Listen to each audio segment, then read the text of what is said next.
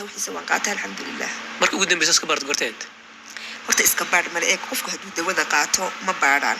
soo ma garanaysid dawada ayaad ku soconaysaa ku socotay waxay baaraan ma garanaysaa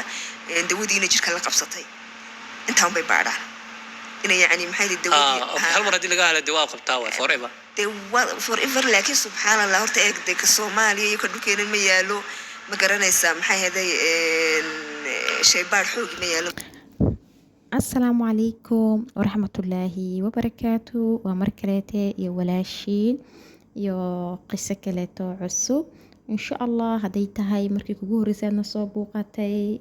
وانا قعدتي هايلا ويننا سبسكرايب نو سارتي فيديو وانا شير نو سيد هذا انت بدنا فيديو يدك دعوة ضدنا نوحرني مركا فضلا مرحبا صبوقتي وأمانو سبسكرايب كنوصا قصدي إنه ما أنت وحي أبارنت وقصة ودنك الصومالية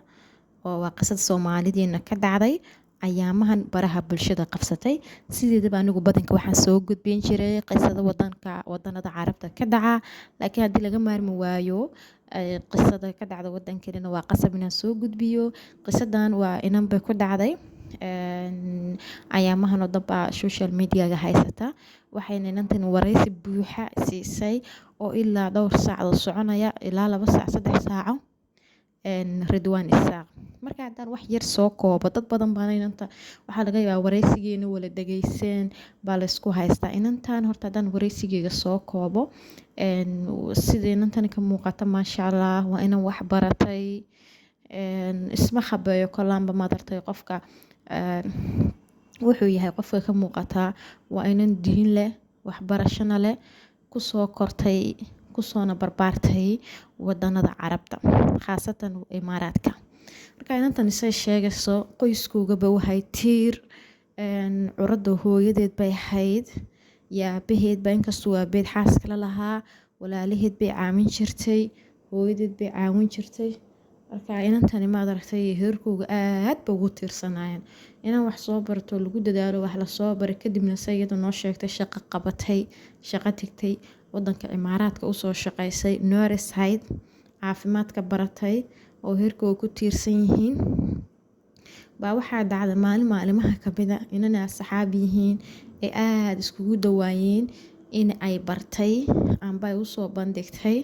inuu wiil abtigeeda oo qurbaha ka yimid khaasatan wadanada Yurubiyaanka Norway ka yimiday in uu rabo inuu guursado markaasay deeqa sheegayso inaan ku xaas buu lahaa oo u joogtay Yurub wax caruurana muu lahayn uuna u sheegay wuxuu ku yiri anigu xaaskaygu way ogashahay in aan guursado sida daraadeed wax mashaakila iyo wax mushkila kama imanayaan sidii bayna deeqa ku yeeshay way isguursadeen sideedaba horta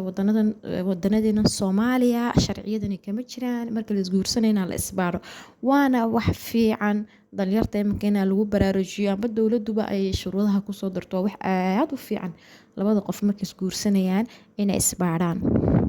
marka waxa dhacday inantii deeqa wadanka ku nooleed amba meherkoogu ka dhacayay isla wadanka Imaaraadka ahayd shuruudaha waxa ku jirtana meherka waraaqada caafimaadka labada qof in isbaaraan marka deeqa say noo sheegtay isla markii iyada waa isbaarday waraaqadeeda caafimaadka laakiin inankii guursanayay waraaqadiisa caafimaadka xoogaha mudmadu iyo laaqlaaq iyo waxba dhacay isla maalinkii meherka uu baaqday mise waqtigii lagu ballamay baa dib u dhacday gadaalba waraaqadii ka soo sameeyay hakii carooska uu ka dhacay wees guursadana la yitixaal markay guursadeen waxa dhacday inay deeqa hotel degto ee hotel isla degaan sidii heer cusub oo qoysa uuna rabin maadartay in guriga guladaan sababtoo uu noqonayo uu baxay marka waxa dhacday markay hotelka degeen laba cisho more than 3 days waxaan ka badnayn isla usbuuc ugu horeeyba deeqi waxay darantay inay xanuunsanayso inay madax wareer badan hayo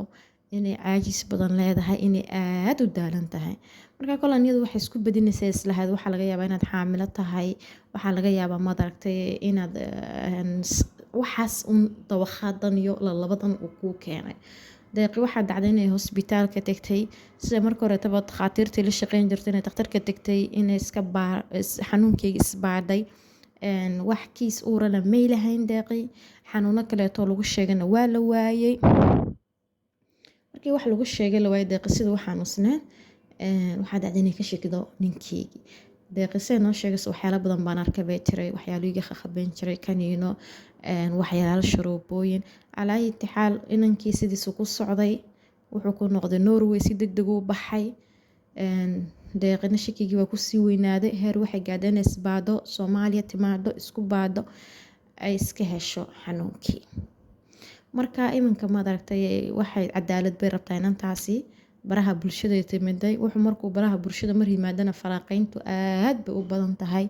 dambiga iyo dulmiga hala iska ilaaliyo labada qof ma aragtay in la dhageystaa fiican in la degdega ma fiicno insha Allah deeq horta waa dibane way xanuunsan tahay waa gabar walaasheena oo dadkii tiirka Soomaalida u haaya waxbarashadeeda iyo diinteeda ma sha Allah ilaahay cadaaladaas siiyo ma aragtay Allahana xanuunka keena Allahana ka dulqaado waanu ducaynaynaa insha Allah intaas ayaan ku soo koobanaa qisaduna intaas bay ku kooban tahay inkastoo waqtigu badnaa deeqa ma aragtay waraysiga bixinaysay laakiin guntii iyo gunaanidkii intaas bay ku kooban tahay fadlan haddii aad nagu cusub tahay ha naga ilaawin subscribe channelka noo saartii waana dadaalanaa si aan daily uga dhigno qisaskeena gaar ahaan amba gudaha Soomaaliya amba wadanada Carabta ka dhaca aad baad mahadsantihiin assalaamu calaykum waraxmatullaahi wabarakaatuh